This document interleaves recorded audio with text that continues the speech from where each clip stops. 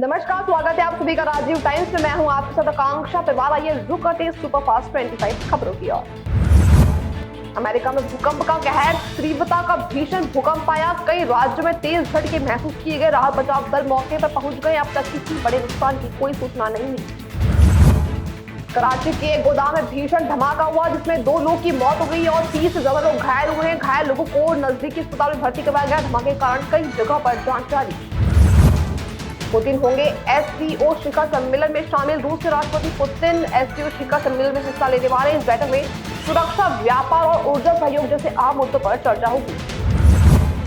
Israel Gaza युद्ध विराम वार्ता शुरू तैयारी करने में है। इस प्रक्रिया में बंधकों की सुरक्षित रिहाई पर सबसे ज्यादा जोर दिया जाएगा।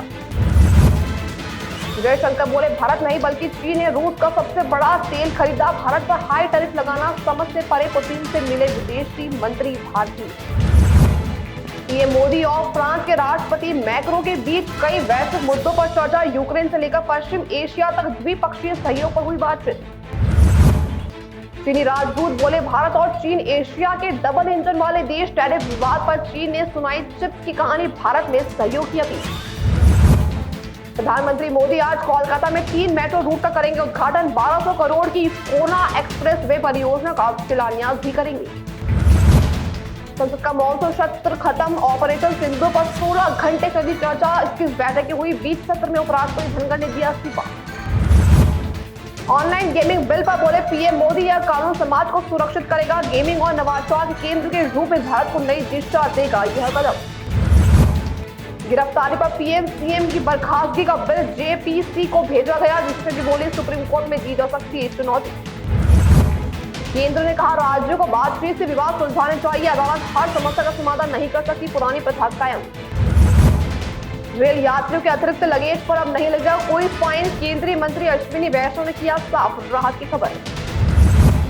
सुप्रीम कोर्ट आज सुनाएगा आवारा कुत्तों पर बड़ा फैसला। डॉग शेल्टर होम आदेश को लेकर देश भर में छिड़ी बहस। राहुल गांधी बोले, लोकसभा चुनाव नतीजों में हेरफेर हुई। मुंगेर में बारिश के बीच भाषण। मोदी अडानी गठजोड़ पर निशाना। असम में 18 साल से ऊपर वालों को नया आधार कार्ड नहीं मिलेगा। सीएम हेमंत बोले, अवैध प्रवासियों को नागरिकता से रोकने के लिए फैसला। दिल्ली की सीएम रेखा गुप्ता ने हर विधानसभा में जन सुनवाई का किया ऐलान। हमले के बाद भावुक पोस्ट लिखा, जनता को सीधे जुड़ने की तैयारी।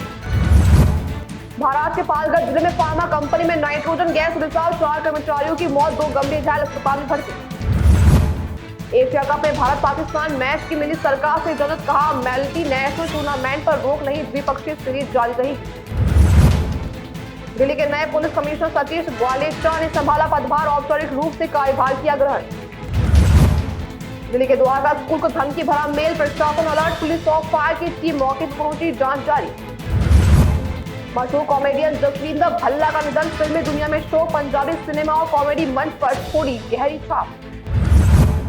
फरीदाबाद में एल्विश यादव पर हमले का आरोपी पकड़ा गया। पुलिस मुठभेड़ के बाद अरेस्ट, साथी को हिरासत में लिया गया।